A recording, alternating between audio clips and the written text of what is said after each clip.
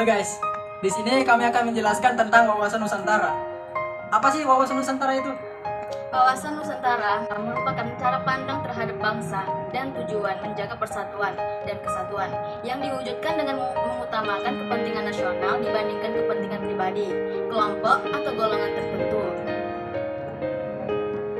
Wawasan Nusantara sendiri digunakan sebagai pedoman, motivasi, dorongan, dan rambu-rambu dalam menentukan kebijaksanaan, keputusan, tindakan dalam penyelenggaraan negara di tingkat pusat dan daerah maupun bagi seluruh rakyat Indonesia dalam kehidupan bermasyarakat, berbangsa, dan bernegara.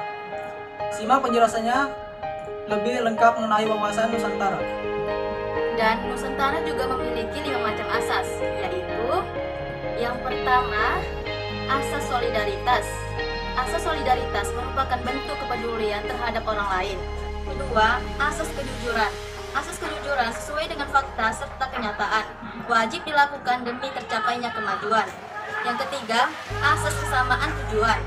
Asas kesamaan tujuan sebagai contoh, di masa kemerdekaan saat semua rakyat Indonesia melakukan berjuang bersama-sama, mengusir para penjajah.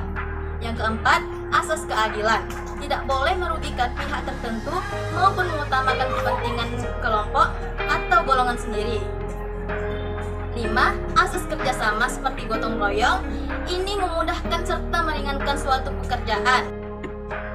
Wawasan Nusantara bertujuan untuk mewujudkan suatu kesatuan, cara pandang dan partisipasi aktif bangsa dalam segenap aspek kehidupan, baik aspek alamiah maupun aspek sosial, mewujudkan kebahagiaan, ketertiban, dan perdamaian seluruh umat manusia, memberdayakan potensi keanekaragaman Nusantara, mewujudkan satu peri kehidupan bangsa yang berkapasitas berbineka dan berjati diri. Dan ada pun dampak positif dan negatifnya, yakni contoh dampak positifnya yaitu menciptakan iklim penyelenggaraan negara yang sehat dan dinamis. Yang kedua, menjamin pemenuhan dan peningkatan kesejahteraan rakyat secara adil. Yang ketiga, menunjukkan keikhlasan sikap dan tindakan dalam menerima berbagai perbedaan yang ada di Indonesia. Yang keempat, munculnya kesadaran dan sikap bela negara rakyat Indonesia. Contoh dampak negatifnya yaitu 1. Berkembangnya budaya kebarat-baratan atau westernisasi. 2. Masyarakat lebih mencintai produk asing.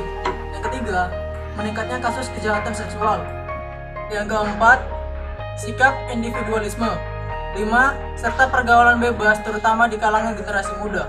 Contoh penerapan wawasan Nusantara dalam kehidupan sehari-hari adalah mengikuti gotong royong, beradaptasi dengan lingkungan sekitar, bersikap jujur dan rendah hati dalam bermasyarakat, mengembangkan sikap toleransi, baik toleransi berpendapat ataupun toleransi beragama, turut menjaga keamanan di lingkungan.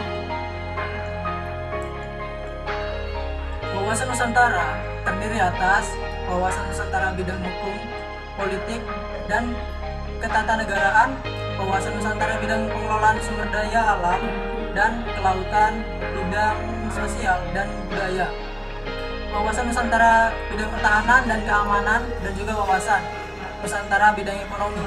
Oke, jadi kesimpulan wawasan Nusantara adalah pandangan bagi kita, khususnya bagi bangsa Indonesia, untuk menjadi bangsa yang satu dan utuh dalam satu kesatuan Republik Indonesia, untuk mencapai tujuan nasional yang tercantum pada pembukaan Undang-Undang Dasar 1945. Cara pandang dan berpikir seseorang atau individu yang berdasarkan atas falsafah Pancasila dan dasar-dasar bangsa yang luhur dan menyeluruh. Nah, cukup sekian yang dapat kami sampaikan tentang wawasan Nusantara. Lebih dan kurangnya kami mohon maaf. Bye guys, see you.